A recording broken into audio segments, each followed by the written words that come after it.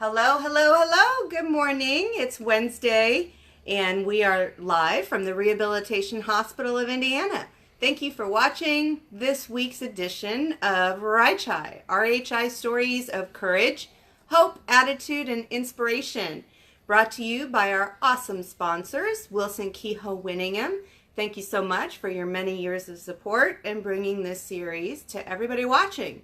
You can also follow us on YouTube. We have an RHI YouTube station. If you want to search Rehabilitation Hospital of Indiana, you can see all of our videos on there as well.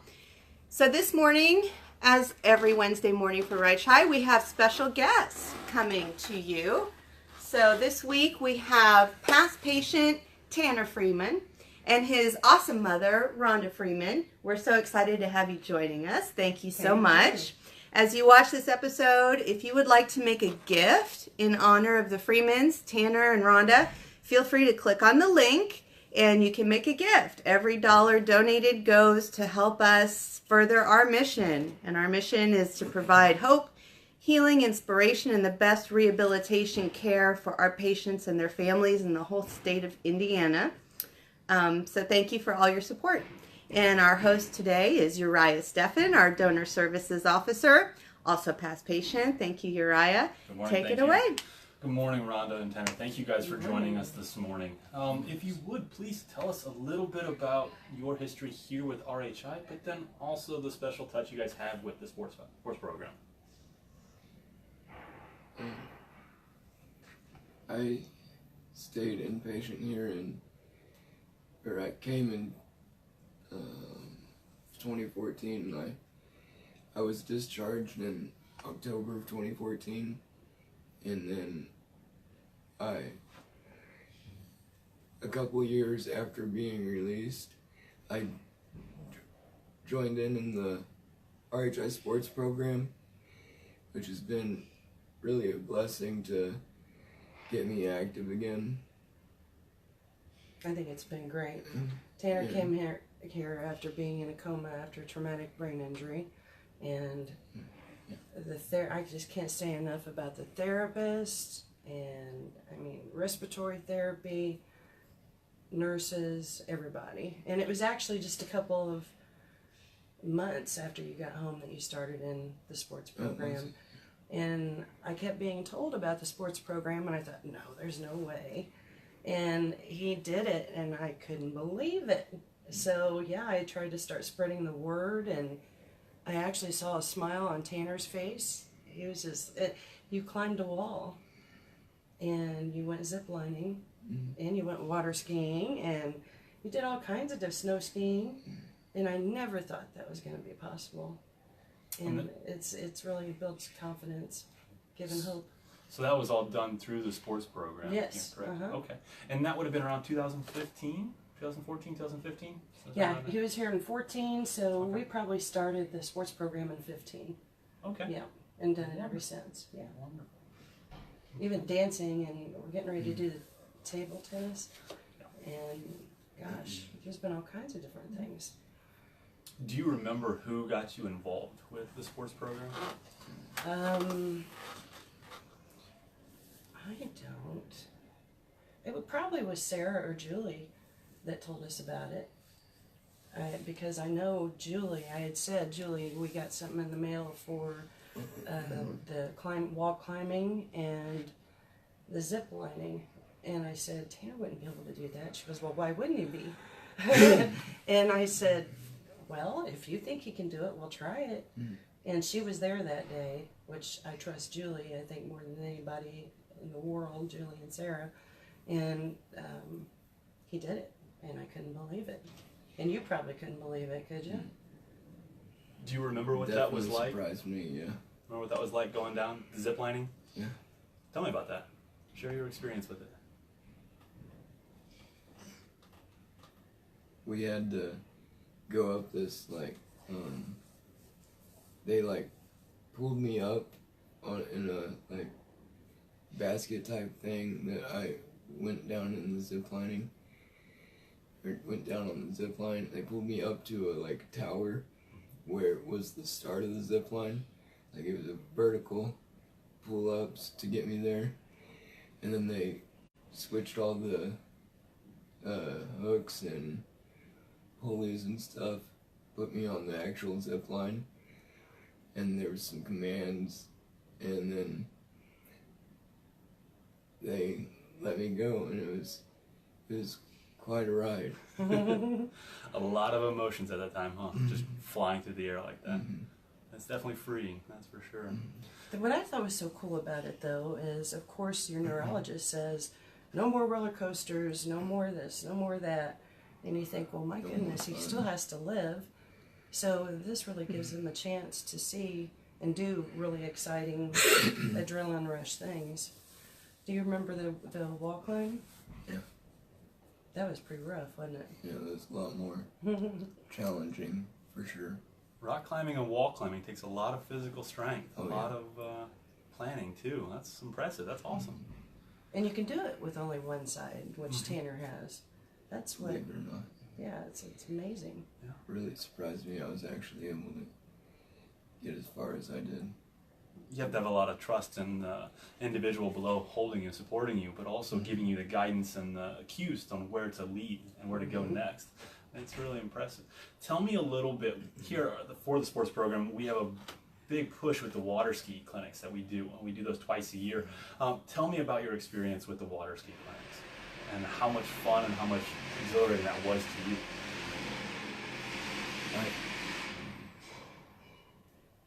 You were scared to I death. thought it was really fun for a minute whenever we stopped. I started to sink and it started kind of freaking me out a little bit, but they had teams on jet skis following beside me to jump off at any sign of needing to help me.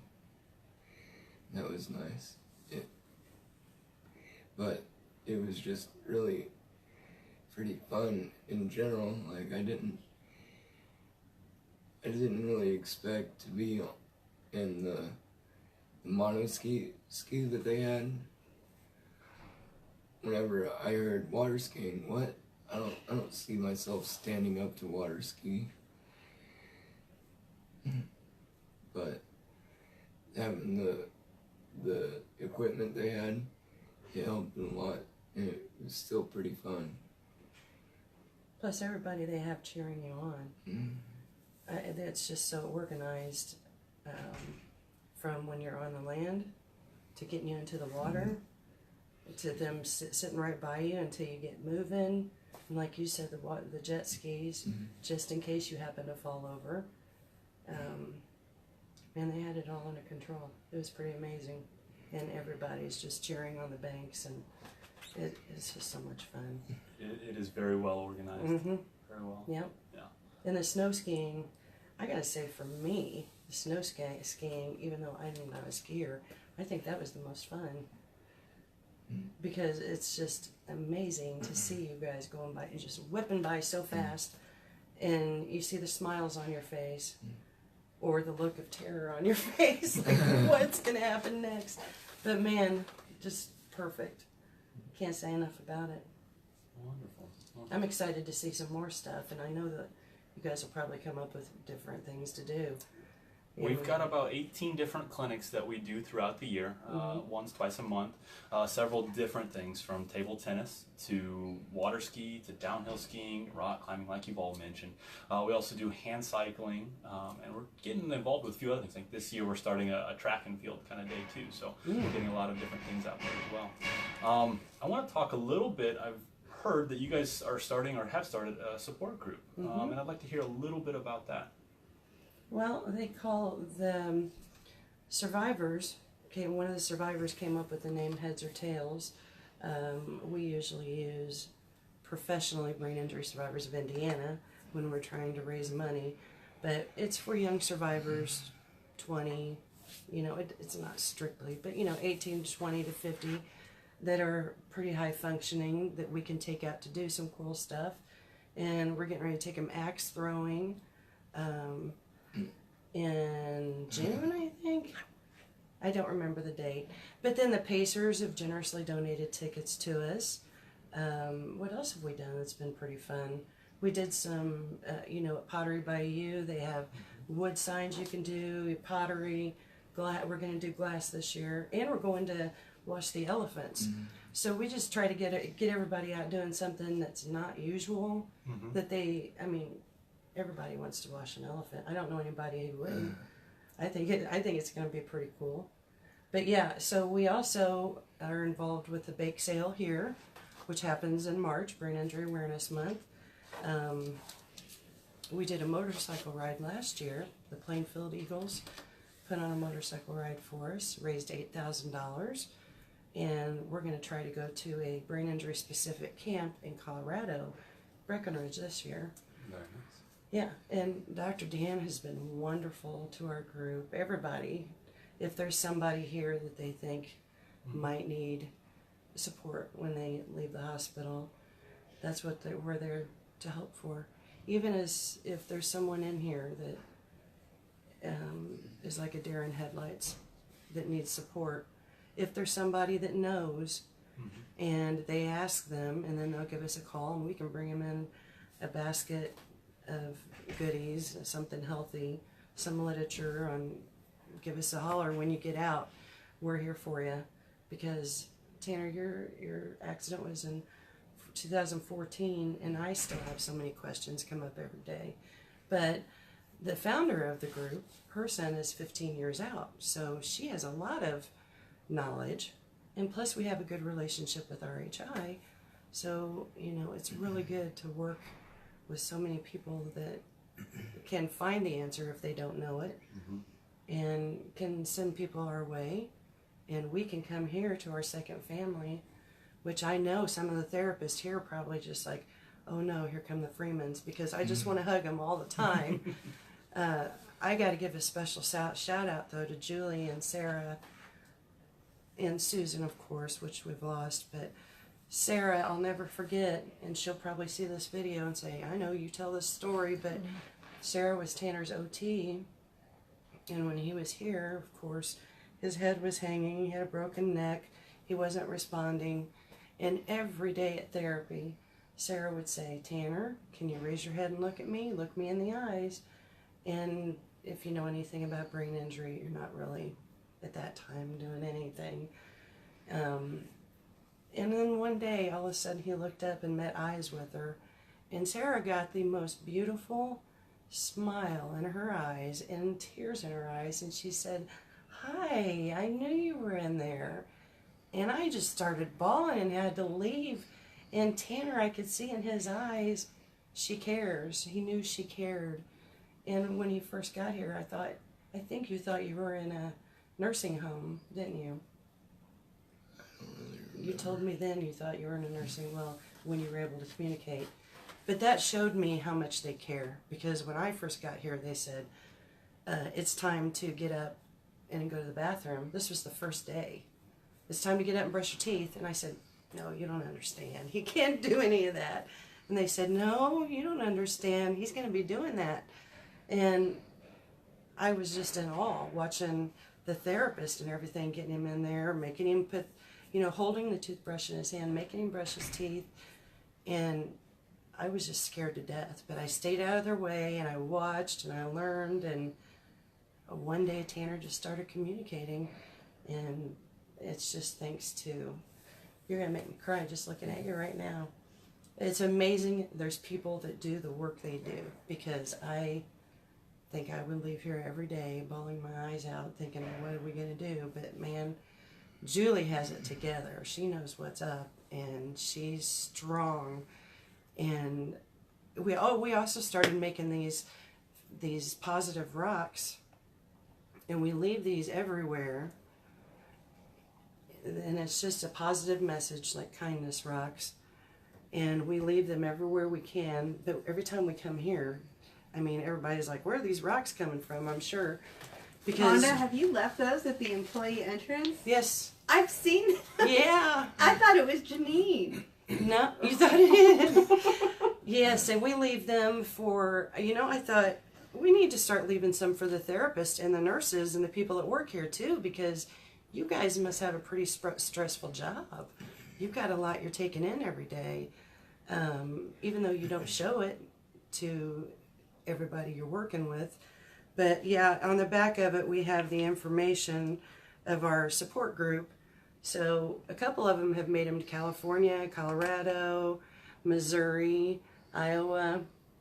So we just tell people, if you want to keep them, you can keep them. If you want to share them, reshare them and post on Facebook. And if you want to donate, donate. So it's a lot of fun, and I think it's a good therapy for our survivors.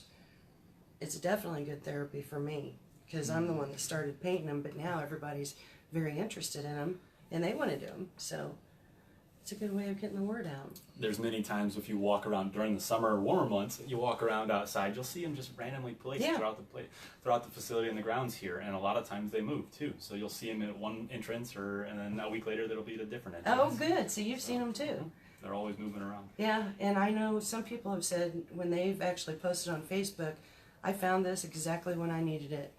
I can't remember the last, we went to Methodist and put one outside where people just go out to get a breath of fresh air.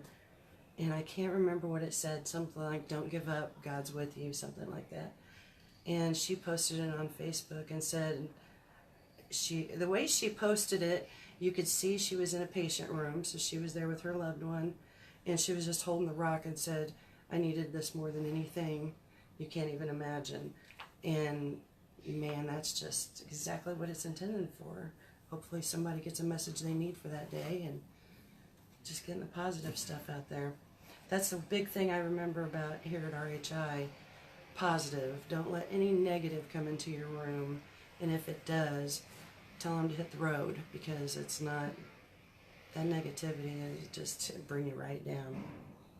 Tanner's room had signs and stuff all over it, and I remember Julie saying, you need to take down some of those signs, that's a little too much stimulus. And I was like, no, I know Tanner. And I remember when he first started communicating, he said, thank you for this stuff, Mom, because it said Tanner is you are a BA. And you can do this, give 120%. We had right before he walks out the door. So he would just tap that right before he walked out the door every day. Well, rolled out the door right before he rolled out to go to therapy. So yeah, just keep it positive. It has a big influence on your life and your healing. For sure. Yeah. Tanner, would you like to say anything to the viewers? I don't know what to say on top of what she just said. I'm sorry. But she said it very well. Hit a lot of points that I would hit. I remember you thanked us a lot for the positivity. Wonderful. Well, thank you both very much for your time today.